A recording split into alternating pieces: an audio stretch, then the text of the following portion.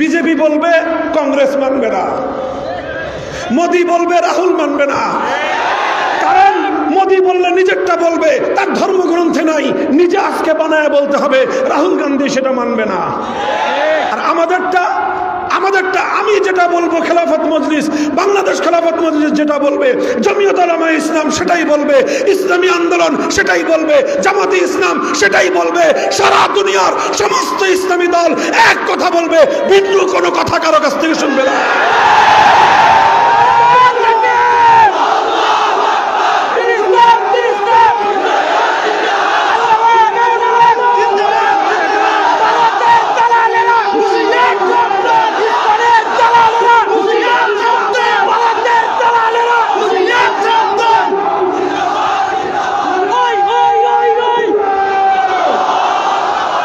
মোহতারাম হাজিরিন, ইসলামী রাজনৈতিক ব্যবস্থাটা, ইসলামই যে একমাত্র রাজনীতির একটা ব্যবস্থা দিতে পারে, অন্য কোন ধর্ম যে কোন রাজনৈতিক ব্যবস্থা দিতে পারে না, তার একটা উজ্জ্বল দৃষ্টান্ত শুনেন। একটা স্যাম্পল তো দিলাম, একটা মূল বিষয় দিলাম। দেখেন, রাজনীতির একটা মৌলিক প্রশ্ন হলো নেতা নির্বাচন হবে কিভাবে? কথা বলেন। আপনি আমাদের দেশের এই যে রাজনীতির সমস্ত সংকট থেকে, সমস্ত সংকট থেকেই যে প্রধানমন্ত্রী নির্বাচিত হবে কিভাবে? কথা বলেন, ঠিক না বেঠিক? এটা নিয়েই তো 15 বছর চললো। তারা বলে তত্ত্বাবধায়ক সরকার ছাড়া মানি না, এরা বলে তত্ত্বাবধায়ক সরকার কি জিনিস জানি না। এই চলতে চলতে চলতে চলতে আজ 15 বছর পরে তিনি বিতাড়িত হলেন। এখন আবার প্রশ্ন আসছে যে তাহলে তাড়াতাড়ি রোডম্যাপ দেন, কবে নির্বাচন করবেন, কিভাবে নির্বাচন হবে, সেই নির্বাচন ব্যবস্থা সংস্কার করেন, নির্বাচন কমিশন দেন, সব কিছু দেন, তারপরে নির্বাচন দেন, তারপরে নির্বাচন দিয়ে একজন নেতা নির্বাচন করেন। এটা নিয়েই যে এত কামড়াকামড়ি। অর্থাৎ রাজনীতির মধ্যে খুব গুরুত্বপূর্ণ একটা ভাইটাল কোয়েশ্চেন হলো যে কিভাবে নেতৃত্ব নির্বাচন হবে। যদি আমাদেরকে বলেন ইসলামের কাছে হুজুর নেতৃত্ব নির্বাচনের কি পদ্ধতি আছে, আলহামদুলিল্লাহ চ্যালেঞ্জ ঘোষণা করে শতভাগ কনফিডেন্স, আত্মবিশ্বাস নিয়ে বলতে পারবো, এই মহাবিশ্বের মধ্যে আজ পর্যন্ত ইসলাম নেতৃত্ব নির্বাচন করবার যে নির্ভুল পদ্ধতি দিয়েছে, পৃথিবীর কোন সিস্টেম সেটা দিতে পারে নাই। কিয়ামত পর্যন্ত সেটা সম্ভব নয়। আরে অন্য কোন ধর্মের মধ্যে আন্তর্জাতিক বিশ্ব ব্যবস্থায় একজন নেতা নির্বাচন করার কোন পদ্ধতি তো বর্ণনাই নাই। ভুল বা শুদ্ধ তো পরের কথা, উত্তম বা অনুত্তম সেটা তো পরের প্রশ্ন। কোন পদ্ধতিই নাই তোমার কাছে যে তুমি যে বলবা যে হ্যাঁ হিন্দু ধর্মের নিয়ম অনুযায়ী সারা পৃথিবীতে একজন নেতা এভাবে নির্বাচন হবে। হিন্দু ধর্মে তার কোনো পদ্ধতি নাই, খ্রিস্টান ধর্মে নাই, ইহুদি ধর্মে নাই, বৌদ্ধ ধর্মে নাই, শিখ ধর্মে নাই, কোনো ধর্মেই নাই। থাকলে একমাত্র ইসলাম ধর্মে আছে। অন্য ধর্মগুলোতে নাই কেন, ইসলামে আছে কেন? কারণ অন্য সবগুলো ধর্ম আনকমপ্লিট ধর্ম, ইসলাম একমাত্র কমপ্লিট ধর্ম। অন্য সব ধর্ম হলো শুধু একটা কিছু বিধিবদ্ধ আনুষ্ঠানিক শুধুমাত্র পূজা অর্চনার নাম, শুধুমাত্র কিছু ইবাদত বন্দেগীর সমষ্টি হলো অন্য সবগুলো ধর্ম। আর ইসলাম একমাত্র ধর্ম শুধুমাত্র আনুষ্ঠানিক কিছু ইবাদতের সমষ্টির নাম। ইসলাম ধর্ম নয়। ইসলাম ধর্ম যেরকম ইবাদতের কথা বলে, ইসলাম ধর্ম ব্যবসা বাণিজ্যের কথা বলে, ইসলাম ধর্ম রাষ্ট্র রাজনীতির কথা বলে, ইসলাম ধর্ম আসমান থেকে জমিন পর্যন্ত বলে, আসমানের উপরেরটাও বলে, জমিনের নিচেরটাও বলে, মানুষের মাথার তালু থেকে পায়ের তালু পর্যন্ত সব ইসলাম বলে। তাহলে একটা কোয়েশ্চেনের মাধ্যমে আমি তুলনা করলাম যে নেতা নির্বাচন করবার ব্যবস্থা ইসলামে আছে। শুধু আমাদের সোসাইটির নেতা নয়, হোল ওয়ার্ল্ড, সারা বিশ্বব্যাপী নেতা কে হবে তার নির্বাচন পদ্ধতি ইসলামের মধ্যে আছে। কিন্তু বিশ্ব ব্যবস্থায় নেতা কিভাবে নির্বাচিত হবে অন্য কোন ধর্মের মধ্যে এই ব্যাপারে কোনো ধরনের দিক নির্দেশনা নাই। দ্বিতীয় আরেকটা প্রশ্ন বলি, দেখেন আপনার কথাগুলি বুঝবেন, লক্ষ্য করে বুঝবেন। যে কারো সাথে কোনো দ্বন্দ্ব সংঘাতের প্রয়োজন নাই। সাম্প্রদায়িক সম্প্রীতির দেশ, কারো উপরে গায়ের জোরে কথা বলি না আমরা। আমার আদর্শ আমি তোমার উপর গায়ের জোরে চাপিয়ে দেওয়া, এটা আমার ইসলামের শিক্ষা নয়। লা ইকরাহা ফিদ্দীন, ক্বাদ তাবায়্যানা আর-রুশদু মিনাল গাই, ফামান ইয়াকফুর বিত-তাগুত ওয়া ইউমিন বিল্লাহি ফাকাদ ইসতামসাকা বিল উরওয়াতিল উসকা। ইসলাম গ্রহণ করবার জন্য কোনোদিন কারো বুকের উপর গিয়ে পিস্তল ঠেকিয়ে বলতে হয় না লা ইলাহা ইল্লাল্লাহ পড়ো। জয় শ্রীরাম বলার জন্য যেরকম তোমরা আমার ভাইদের কাঁধের উপর তরবারি উত্তোলন করো, জয় শ্রীরাম না বলবার অপরাধে তোমরা যেভাবে আমাদের ভাইদেরকে নৃশংসভাবে হত্যা করো, ইসলাম কাউকে লা ইলাহা ইল্লাল্লাহ বলবার জন্য কোশ্চিনকালেও কারো ঘাড়ে তরবারি ধারণ করে নাই, ঘাড়ে তরবারি ধারণ করবার পারমিশনও নাই।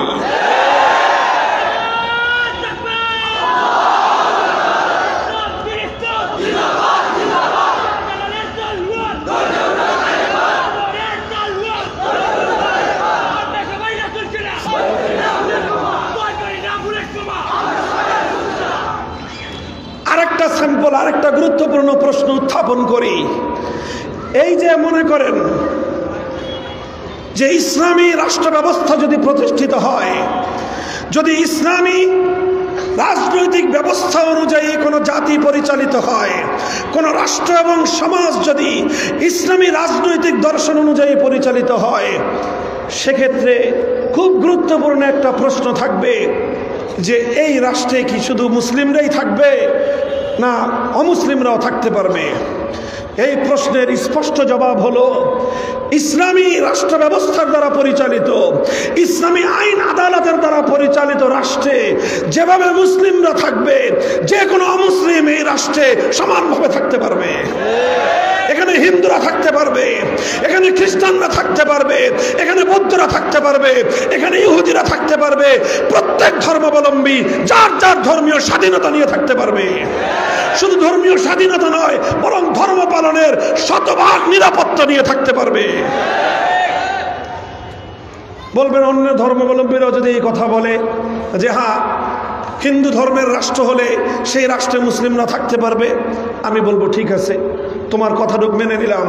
এবার তুমি ধর্মগ্রন্থ থেকে, তোমার মুখ থেকে নয়, মোদির মুখ থেকে নয়, অমিত শাহর মুখ থেকে নয়, রাহুল গান্ধী প্রিয়াঙ্কা গান্ধীর মুখ থেকে নয়, আমরা তোমাদের ধর্মগ্রন্থের রেফারেন্সে জানতে চাই। বলো হিন্দু রাষ্ট্রে মুসলিমের কি অধিকার, বলো তোমার ধর্মগ্রন্থের আলোকে তুমি বলো একজন মুসলমানের অর্থনৈতিক কি নিরাপত্তা থাকবে, বলো তোমার ধর্ম কি বলেছে। তুমি বলো তোমার ধর্মগ্রন্থে কি বলেছে একজন মুসলমানের পারিবারিক নিরাপত্তা কিভাবে থাকবে। তুমি বলো তোমার হিন্দু রাষ্ট্রের মধ্যে একজন মুসলিমের ধর্মীয় নিরাপত্তার বিষয়ে তোমার ধর্ম কি বলে। কোনো কথা বলতে পারবে না, কোনো জবাব নাই, কারণ এই বিষয়ে তাদের ধর্মগ্রন্থে কোনো আলোচনা নাই। এই বিষয়ে খ্রিস্টানদের ধর্মগ্রন্থে কোনো আলোচনা নাই, ইহুদিদের ধর্মগ্রন্থে কোনো আলোচনা নাই। আর যদি বলেন আল কোরআনের কথা, আর যদি বলেন আমাদের নবীর সুন্নাহর কথা, আলহামদুলিল্লাহ আল্লাহর নবীর হাদিসের যে কোনো কিতাব খুলেন, সেই কিতাবের মধ্যে একটা নয় একাধিক অধ্যায় পাবেন কিভাবে অমুসলিমদের অর্থনৈতিক ব্যবস্থা হবে, কিভাবে অমুসলিমদের জানমালের নিরাপত্তা প্রতিষ্ঠিত হবে, কিভাবে অমুসলিমদের ধর্মীয় নিরাপত্তা প্রতিষ্ঠিত হবে, কিভাবে অমুসলিমরা অপরাধ করলে সেই অপরাধের শাস্তি কিভাবে হবে, মুসলমান অপরাধীর সাজা কি হবে, অমুসলিম অপরাধীর কি সাজা হবে, মুসলিম অপরাধী কিভাবে রাষ্ট্রকে অর্থ দিবে, আর অমুসলিম নাগরিক কিভাবে রাষ্ট্রকে অর্থ দিবে, মুসলিমরা যাকাত দিবে, অমুসলিমরা জিজিয়া দিবে। প্রত্যেকটা বিষয় এমন স্পষ্টভাবে বর্ণনা ইসলাম দিয়েছে, কিয়ামত পর্যন্ত কোনো ব্যক্তির পক্ষ থেকে নতুন কিছু বলবার প্রয়োজন নাই।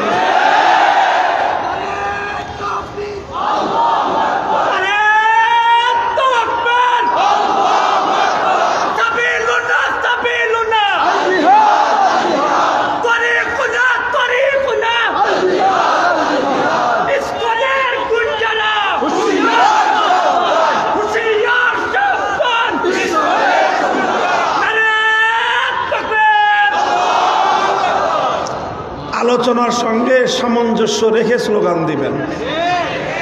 ইসকনের গুন্ডাদের আলোচনা অন্য জায়গায়, এখানে আমার আলোচনা চলছে no east no west, Islam is the best. কথা হলো এটা যে ইসলাম একমাত্র পূর্ণাঙ্গ জীবন ব্যবস্থা, ইসলামের মধ্যে একমাত্র রাজনৈতিক সিস্টেম আছে, অন্য কোনো ধর্মের রাজনৈতিক সিস্টেম নাই। আমি দুটো কথা বললাম, এই দুটো প্রশ্ন শুধু প্রশ্ন নয়, চ্যালেঞ্জ হিসেবে থাকলো। শুধু মুসলমানদের কাছে নয়, সকল ধর্মাবলম্বীদের কাছে থাকলো। শুধু সিলেটের অমুসলিমদের কাছে নয়, সারা বাংলাদেশ, শুধু বাংলাদেশ নয়, ভারতের এবং সারা বিশ্বের সমস্ত ধর্মাবলম্বীদের কাছে এই দুটো প্রশ্ন থাকলো। কিভাবে বিশ্ব নেতা নির্বাচিত হবে? ধর্মগ্রন্থের রেফারেন্সে ধর্মীয় সিস্টেম তোমরা দেখাও। কিভাবে তোমাদের ধর্মীয় রাষ্ট্রের মধ্যে মুসলিম নাগরিকদের অধিকার কিভাবে পালিত হবে তার পূর্ণাঙ্গ রূপরেখা আমাদের কাছে দাও। তোমরা দিতে পারবে না। আমরা 1400 বছর ধরে সারা দুনিয়াতে শুধুমাত্র তার থিওরি দেই নাই, বরং আমরা 1000 বছর পর্যন্ত তার প্র্যাকটিক্যাল বাস্তব নমুনা বিশ্ববাসীর সামনে আমরা উপহার দিয়েছি। মুহতারাম হাজিরিন, কথা লম্বা নয়, মূল প্রশ্ন হলো এই কথাগুলো আমি আলোচনা করলাম আরেকটা কথা বলবার জন্য, যেই কথাটা আজকে আমাদের মীমাংসা হওয়া প্রয়োজন। আজকে বাংলাদেশের রাজনীতির মূল যেই প্রশ্ন, যেই জায়গাটায় অমীমাংসিত, যেই প্রশ্নের সমাধান করতে হবে আমাদেরকে, যেই সমাধান আজ আমরা 75 বছর, পৌনে 1 শতাব্দী পর্যন্ত পাই নাই। আজ বাংলাদেশের 5ই আগস্টের বিপ্লব পরবর্তী বাংলার মাটিতে সেই অমীমাংসিত প্রশ্নের সমাধান আদায় করতে হবে।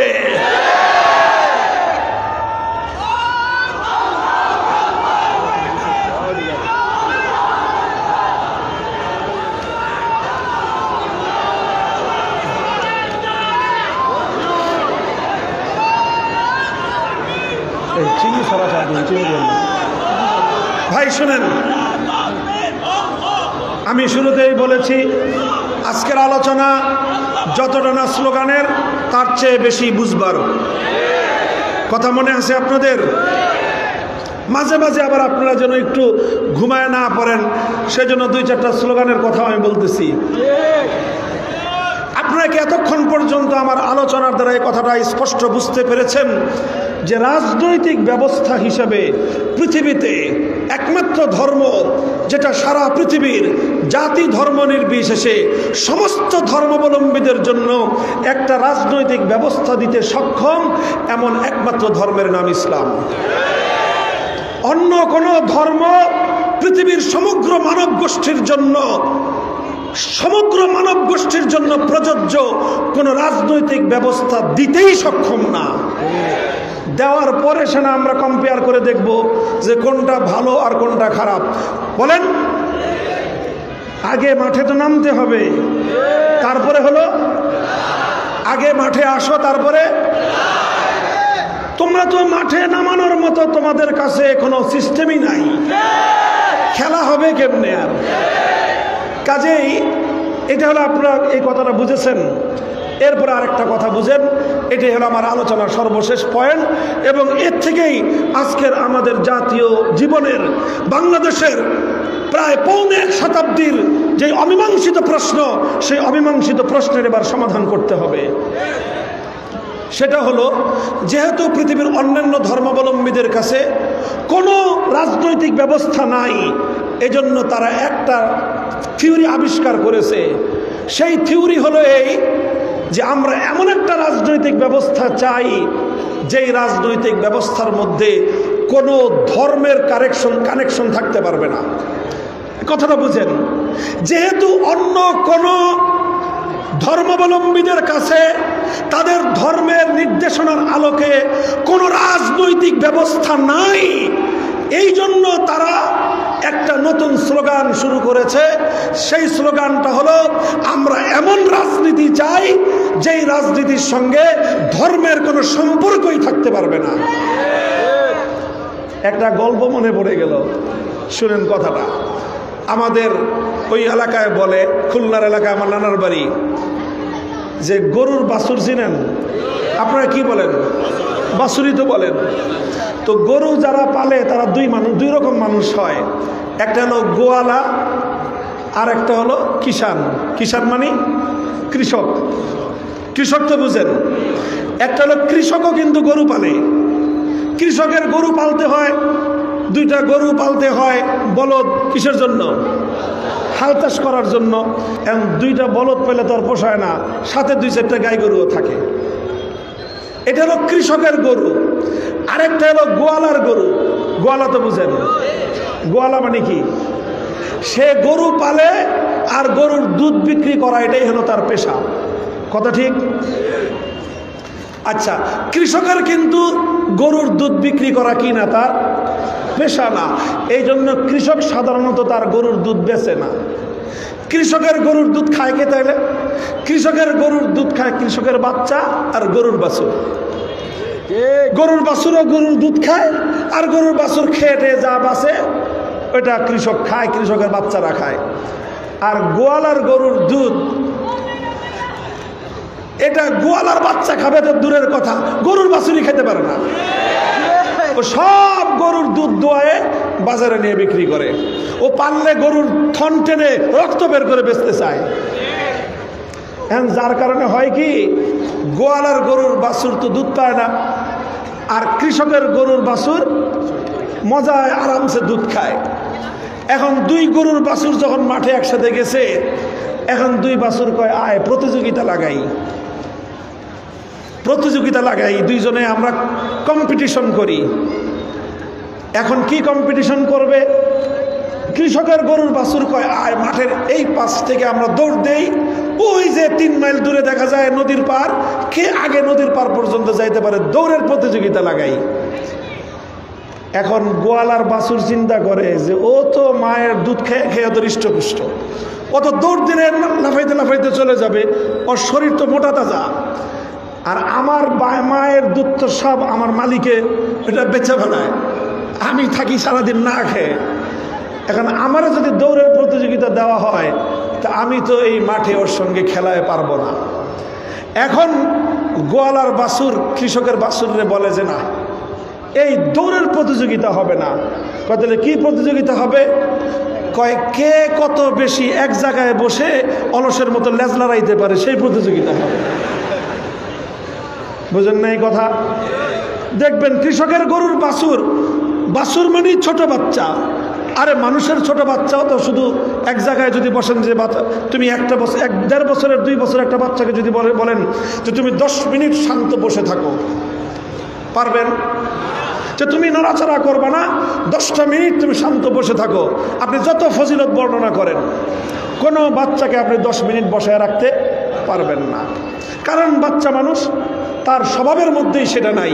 তো মানুষের বাচ্চা যদি 10 মিনিট বসে না থাকতে পারে, তো গরুর বাছুর বসে থাকবে কেমনে? এই জন্য গরুর বাছুর কিন্তু খুব দৌড়ায়, খুব লাফায়, কিন্তু গোয়ালার বাছুর অত লাফাইতে পারে না। কারণ তার পেটে খাবার নাই, ক্ষুধার তাড়নায় ও সারাদিন বসে থাকে আর অলসের মতো খালি লেজ নাড়ায়। তো এই জন্য বলে কৃষকের বাছুর বলে যে আসো দৌড়ের প্রতিযোগিতা লাগাই, কে কাচ্ছে বেশি জোরে দৌড়াতে পারে। আর গোয়ালার বাছুর বলে যে আসো লেজ নাড়াই, কে জায়গায় বসে বেশি লেজ নাড়াইতে পারে। যেহেতু ইসলাম ধর্ম বিশ্ববাসীর কাছে চমৎকার ভাবে রাজনৈতিক বন্দোবস্ত দিতে পারে, সমস্ত জাতি এবং ধর্মের সমগ্র মানুষকে নিয়ে একটা রাজনৈতিক চমৎকার সিস্টেমে গোটা সমগ্র জাতিকে পরিচালনা করার মতো ব্যবস্থা দিতে পারে, এই জন্য ইসলাম সব ধর্মাবলম্বীদেরকে বলে আসো, তোমার কাছে কোনো ব্যবস্থা থাকলে দাও, তোমার কাছে কোনো ব্যবস্থা থাকলে সাবমিট করো, আমিও সাবমিট করব। প্রতিযোগিতা হবে কার ব্যবস্থা দিয়ে এই পৃথিবীর মানুষের সব ধরনের অধিকার নিশ্চিত হতে পারে, আসো প্রতিযোগিতা হবে। অন্য ধর্মাবলম্বীরা চিন্তা করে আমাদের কাছে তো কোনো ব্যবস্থা নাই, এখন আমরা সাবমিট করব কিভাবে? এই জন্য তারা বলে যে না, দৌড়ের প্রতিযোগিতা হবে না, আসো দেখি বসে কে কে বেশি লেজ নাড়াইতে পারে।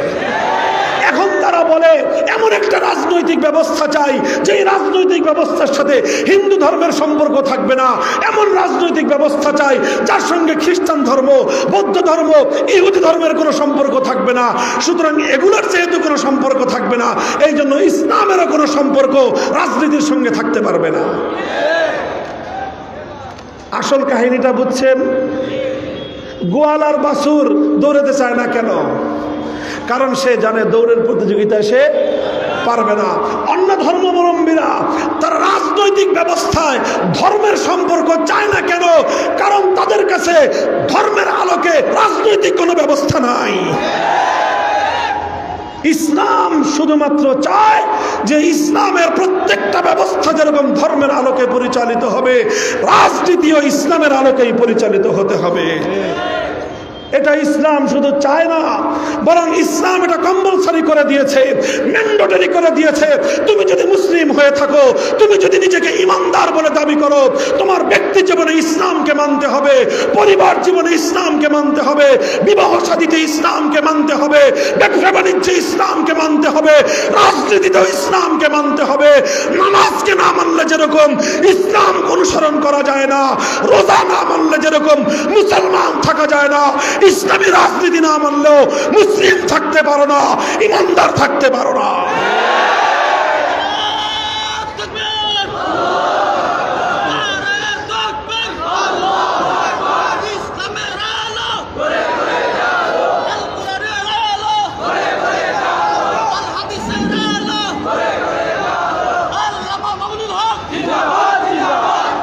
মুহতারাম হাজিরিন, এই জন্য দেখেন একটা প্রশ্নের মীমাংসা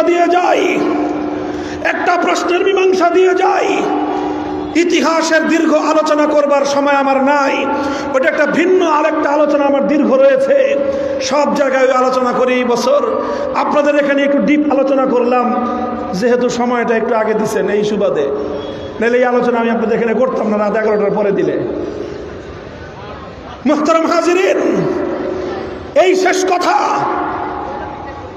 ইসলাম এবং মুসলমানদের মধ্যে কোনদিন এই অভিশপ্ত ধারা ছিল না যে মুসলমান হয়ে আল্লাহর জমিনে মুসলিম জনপদে আল্লাহর আইন ছাড়া কোন মানুষের বানানো আইন দ্বারা জাতি পরিচালিত হবে, জাতি শাসিত হবে।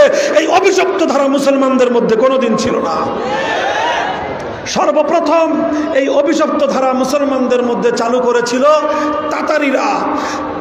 তাদের নেতা চেঙ্গিস খানের বানানো আইন গ্রন্থ ইয়াসিকের মাধ্যমে তারা সর্বপ্রথম মুসলিম বিশ্বের মধ্যে অভিশপ্ত ধারা চালু করেছিল। তখন শাইখুল ইসলাম ইবনে তাইমিয়া রাহমাতুল্লাহি আলাইহি সহ মুসলিম বিশ্বের আলেম সমাজ, মুজাহিদিনগণ, হাজার হাজার নয় লক্ষ লক্ষ মুসলমান বুকের তাজা রক্ত ঢেলে দিয়ে মুসলিম সমাজ থেকে গায়রুল্লাহর আইন উৎখাত করে আবার খেলাফতের আল্লাহর আইনের সোনালী যুগ তারা ফিরিয়ে এনেছিলেন।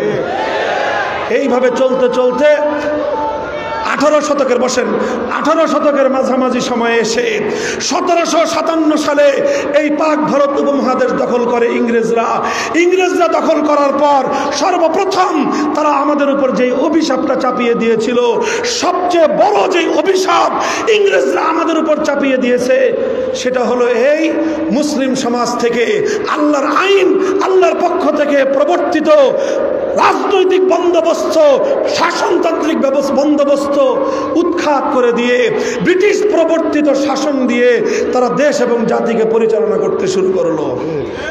তখন শাহ আব্দুল আজিজ মুহাদ্দিস দেহলভী রহমতুল্লাহ আলাইহি ফতোয়া জারি করলেন। ওনার ফতোয়াটা বুঝেন, 1803 সালে শাহ আব্দুল আজিজ রহমতুল্লাহ আলাইহি যে ফতোয়া দিয়েছিলেন সেই ফতোয়ার সার কথা ছিল এই: শুধু ঝাঁকে ঝাঁকে মুসলমান থাকলেই দারুল ইসলাম হয় না, কোটি কোটি মুসলমান থাকলেই ইসলামের দেশ হয় না, শতকরা 100% মুসলমান থাকলেও একটা দেশ ইসলামের দেশ হবে না, দারুল ইসলামের দেশ হবে না। বরং একটা দেশ ইসলামের দেশ তথা দারুল ইসলাম তখনই হবে সেই দেশে মুসলমান মাইনরিটি হতে পারে, সেই দেশের মুসলমান 10% হতে পারে, মুসলমান 20% হতে পারে, মুসলমান 40 বা 50% হতে পারে, কিন্তু সেই দেশের আইন যদি হয় আল্লাহর কোরআনের আইন, সেই দেশটাকে বলা হবে ইসলামের দেশ, সেই দেশটা হবে দারুল ইসলাম। আর কোনো একটা দেশের মুসলমান যদি মেজরিটি হয়, কোনো একটা দেশের মুসলমান যদি 100% মুসলমান হয়, কিন্তু দেশের আইন এবং শাসনতন্ত্র যদি হয় মানব রচিত গায়রুল্লাহর আইন, সেই দেশ দারুল ইসলাম নয়, সেই দেশ দারুল হরব, সেটা শত্রু কবলিত দেশ। তখন তিনি ফতোয়া দিলেন, আমাদের দেশটা একসময় দারুল ইসলাম ছিল, শত শত বছর পর্যন্ত এদেশ আল্লাহর কোরআনের আইন দ্বারা শাসিত হয়েছে। ব্রিটিশরা এসে আল্লাহর কোরআনের আইন উৎখাত করে ব্রিটিশের আইন বাস্তবায়ন করেছে।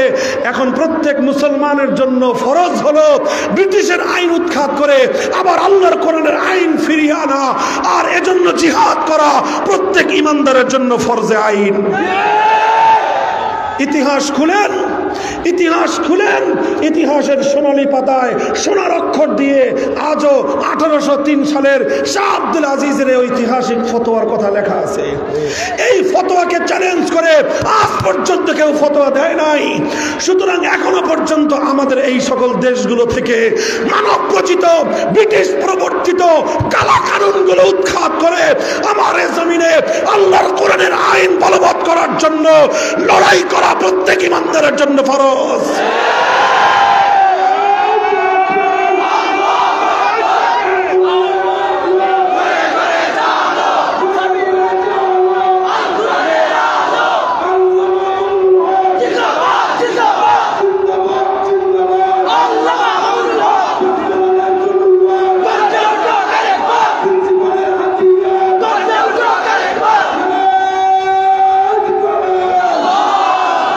দেখেন 1757 সালে দেশ বিজাতিদের হাতে গেল, দেশটা দারুল ইসলাম থেকে দারুল হরবে পরিণত হলো।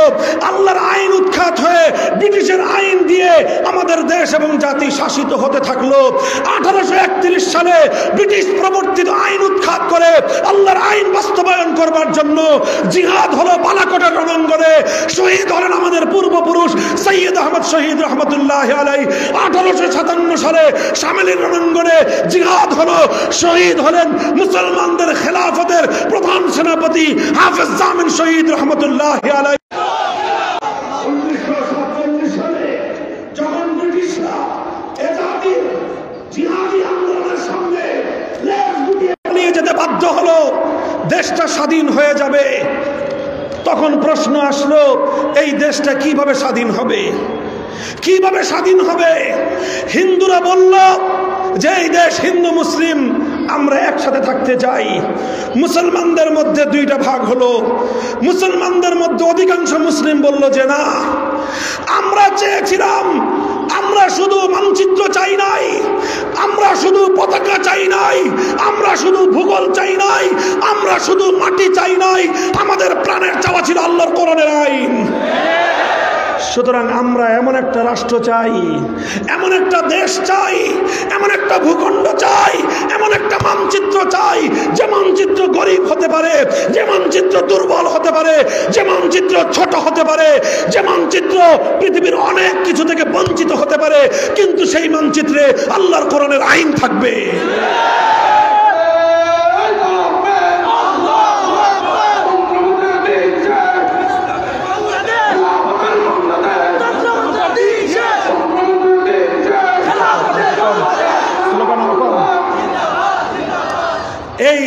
এই বিতর্ক নিয়ে জাতি বিভক্ত হলো এবং শেষ পর্যন্ত সংখ্যাগরিষ্ঠ মুসলমানদের প্রাণের দাবি পূরণ হলো।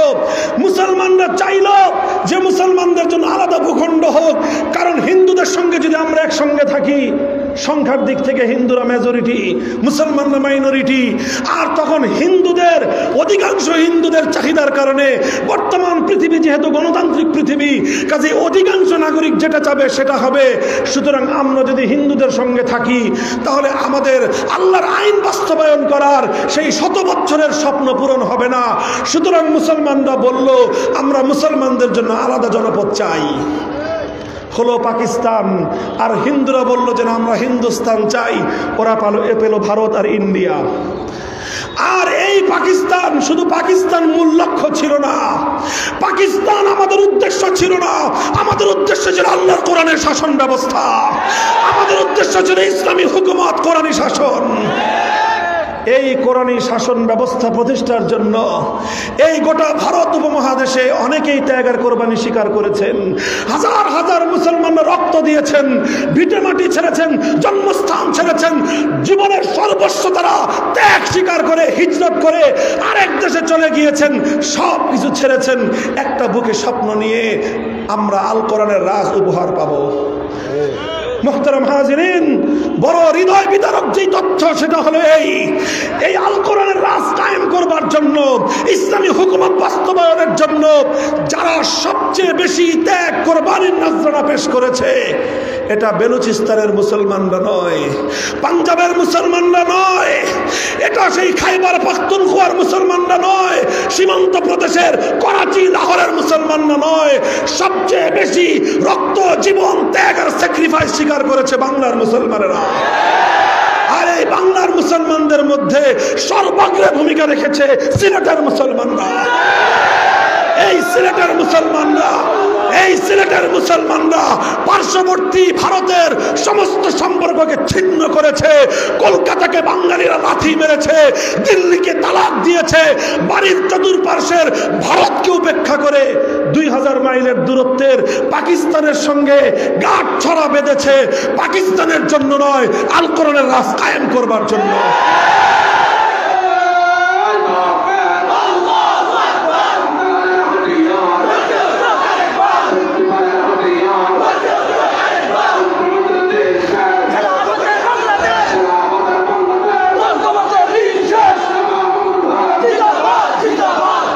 মুহতারাম হাজিরিন, দুঃখ এবং পরিতাপের বিষয়, পাকিস্তান কায়েম হয়েছিল এই অঙ্গীকারের উপর, এই ওয়াদার উপর, এই কমিটমেন্টের উপর যে এই পাকিস্তানে মুসলমানদের দেশে কোনো মানুষের আইন চলবে না, ব্রিটিশের প্রবর্তিত শাসন চলবে না, মানব রচিত কোনো আইন দিয়ে এদেশ শাসিত হবে না, এদেশের সংবিধান হবে আল কোরআন, এদেশের রাষ্ট্র ব্যবস্থা হবে ইসলামী নিজাম, নিজামের শরীয়তের দ্বারা ইসলামী হুকুমত চলবে। দুঃখের কথা কোথায় বলবো, হৃদয়ে আমাদের অনেক রক্তক্ষরণ, গোটা হৃদয় জুড়ে আমাদের রক্তে রঞ্জিত। 24 বছর পর্যন্ত পশ্চিম পাকিস্তানি শাসকরা আমাদের এই বাংলাদেশের মুসলমানদের সঙ্গে গাদ্দারি করলো, বিশ্বাসঘাতকতা করলো। আমার দেশের সোনার সন্তানেরা, আলেম সমাজ বারবার ওদেরকে বললেন, আমরা তো পাকিস্তান তোমাদের সঙ্গে পীড়িত করি নাই, আমাদের তো তোমাদের সঙ্গে আলাদা কোনো পীড়িত ছিল না, আমরা কেন বাড়ির পাশের ভারতকে ছেড়ে তোমাদের সেই 2000 মাইলের দূরের পাকিস্তানের সঙ্গে আমরা কেন যোগ দিলাম? তোমাদের প্রীতিতে নয়, বরং আল কোরআনের ভালোবাসায়, ইসলামী শাসন ব্যবস্থার ভালোবাসায়। আমাদের সেই ভালোবাসার পাত্র ইসলাম দাও, ইসলামী শাসন কায়েম করো, কোরআনী হুকুমত বাস্তবায়ন করো। পাকিস্তানিরা বলে যে হুজুর, রাষ্ট্রটা তো এখনো শিশু, কিছুদিন যাক, এখনই এই রাষ্ট্র ইসলামী ব্যবস্থার মতো কঠিন এই ব্যবস্থা এটা সহ্য করতে পারবে না, শিশুটা একটু বড় হোক। এই কথা বললো। 5 বছর পরে হুজুররা বললেন, শিশু বড় হয়েছে, খাইতে পারে এখন, কয় না আর একটু বড় হোক। 10 বছর পরে জিজ্ঞাসা করলো, তোমার এই পাকিস্তান শিশু বড় হয়েছে, কয় না এটা আরো বড় হোক। 15 বছর পরে জিজ্ঞাসা করলো, তোর শিশু যে তোর পোলা বড় হয়েছে, কয় না 15 বছরে বুইরা খাটাস, এটা এখনো বড় হয় নাই। 20 বছর পরে জিজ্ঞাসা করলো, তোর পোলা কি সাবালক হয়েছে, কয় না সাবালক হয় নাই। 24 বছরেও তোর পোলা সাবালক হয় না। শাইখুল হাদিস আল্লামা আজিজুল হক রহমতুল্লাহ আলাইহি আমাদের কাছে দুঃখের কথা আফসোসের সাথে উপহাস করে বলতেন, যেই পোলা 24 বছরেও বালেগ হয় না, ওই পোলা 90 বছরের বালেগ হবে না। বুঝতে হবে এই পোলা এটা প্রতিবন্ধী, এটা নষ্ট পোলা, এটা আর কোনোদিন পুরুষ হবে না, এটা কোনোদিন সাবালক হবে না। কাজেই 1000 বছর পর্যন্ত সময় দিলেও এই পোলার সাবালক হবে না।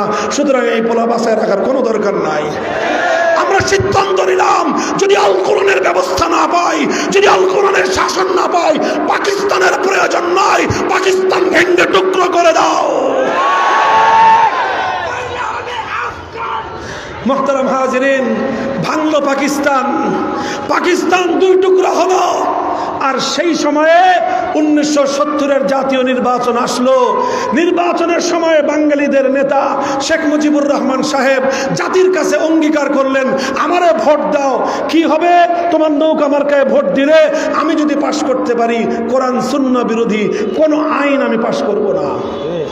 এটা 1970-এর আওয়ামী লীগের নির্বাচনী ইশতেহারের ঘোষণা। এটা আমাদের মুখের বানানো কথা নয়। স্বাধীনতার দলিল পত্র পাঠ করেন, যদি আমাদের কথা ভুল হয়, মামুনুল হক আর কোনোদিন মানুষের সামনে একটা কথাও বলবে না। চ্যালেঞ্জ করলাম, 70-এর নির্বাচনে জাতির সঙ্গে তোমরা কমিটমেন্ট দিয়েছিল, অঙ্গীকার করেছিল কোরআন সুন্নাহ বিরোধী কোনো আইন তোমরা করবে না।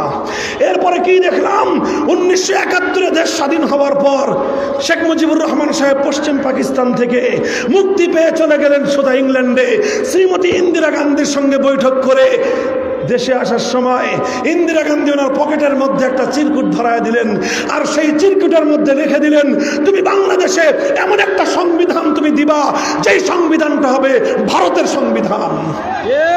72-এর সেই সংবিধানের মূল 4 নীতি, ভারতের সংবিধানের মূল 4 নীতি, জাতীয়তাবাদ, ধর্মনিরপেক্ষতাবাদ, গণতন্ত্র এবং সমাজতন্ত্রের মতো কুফরি মূল নীতির উপর নির্ভর করে 72-এর সংবিধান রচিত হলো, 71-এর চেতনাকে কবর রচনা করলো। আর এই কথা শুনেন খেয়াল করে, 50 বছর ধরে বাঙালিদেরকে ভেজাল চেতনা খাওয়ানো হয়েছে। বলেছে 71-এর চেতনা, আসলে 71-এর চেতনা আওয়ামী লীগ বিশ্বাস করে না। আওয়ামী লীগের কাছে যেটা সেটা 72-এর চেতনা। আওয়ামী লীগের কাছে যেটা চেতনা সেটা ভারতের চেতনা। আওয়ামী লীগের কাছে যেটা চেতনা ইন্দিরা গান্ধীর দেওয়া চেতনা। আওয়ামী লীগের যেটা চেতনা সেটা 1970-এ জাতির সঙ্গে ওয়াদা করার পর গাদ্দারির চেতনা। পরিষ্কার বললাম, আওয়ামী লীগ লোক সব মরে গেছে আমি এটা মনে করি না। এখন তারা ঘাপটি মেরে আছে, সুযোগ সুবিধা পেলে আবার তারা রাজপথে নামবেন। যদি রাজপথে যেদিন নামার সুযোগ পাবেন, আমার এই কথা গায়ের জোর দিয়ে নয়, যুক্তি দিয়ে খণ্ডন করবেন। আমি বলে যাই, 70-এর জাতীয় নির্বাচনের সময় আপনাদের নেতা মরহুম শেখ মুজিবুর রহমান সাহেব যে ওয়াদা করেছিলেন, 72-এর সংবিধান তৈরি করে জাতির সঙ্গে তিনি গাদ্দারি করেছেন, বিশ্বাসঘাতকতা করেছেন।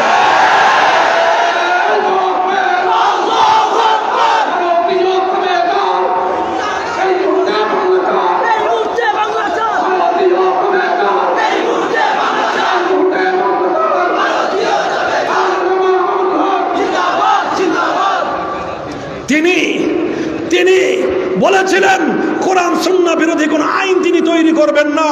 72-এর সংবিধান তৈরি করে তিনি যেটা করলেন সেটা আইন করে বাংলার মাটিতে ইসলামী রাজনীতিকে নিষিদ্ধ করলেন।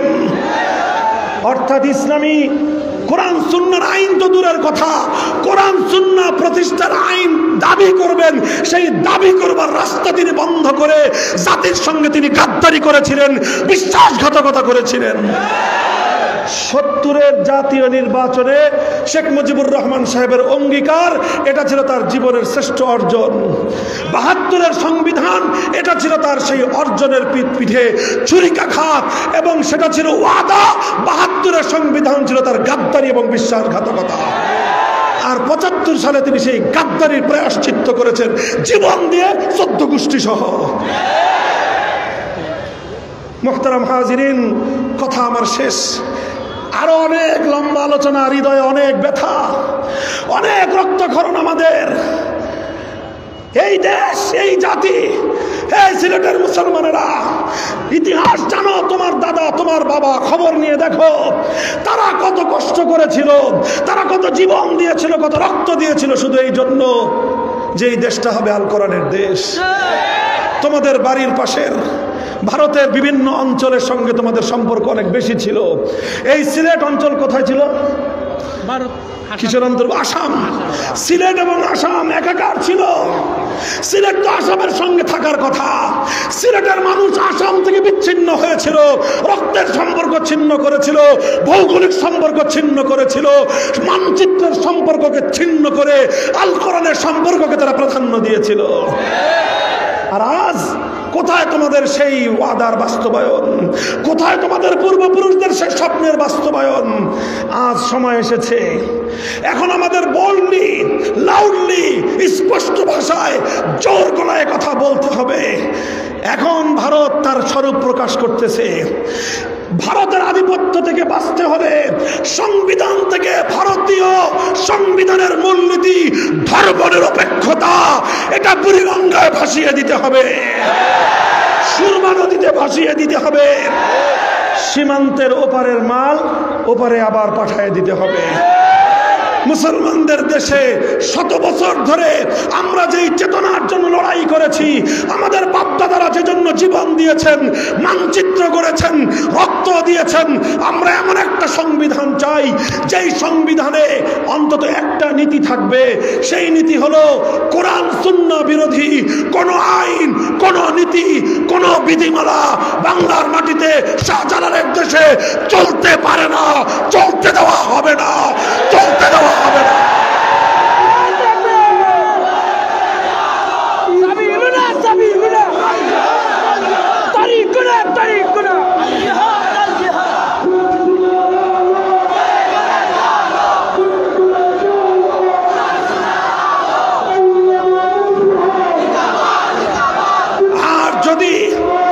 সহজে দাবি আদায় না হয়, সহজে যদি দাবি আদায় না হয়, 5ই আগস্টের বিপ্লব থেকে শিক্ষা গ্রহণ করো।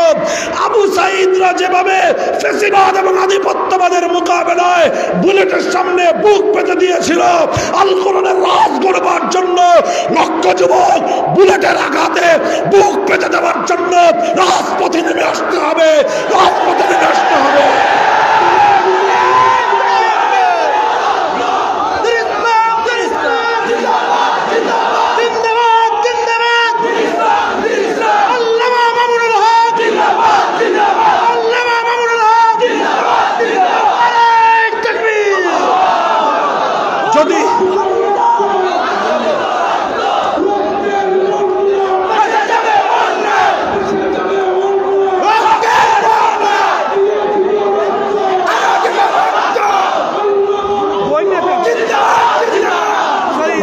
জন্য অনেক ত্যাগ লাগবে, অনেক চেষ্টা এবং সংগ্রাম লাগবে।